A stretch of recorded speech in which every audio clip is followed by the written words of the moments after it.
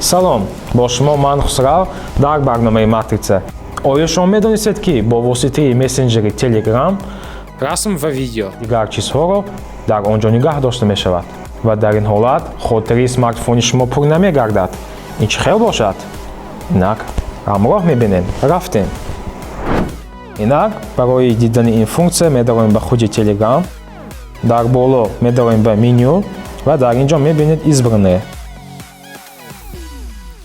ва дар ин ҷо шумо расм, видео ва дигар файлҳоро метавонед ҷойгир кунед. хотири смартфони худро пур накунед. ин буд як функсияи кӯтоҳакак барои шумо истифода баред ва хотири смартфони худро нигаҳ доред. Ин функсия албатта дар Telegram ройгон мебошад, бемалол истифода баред. Хайр.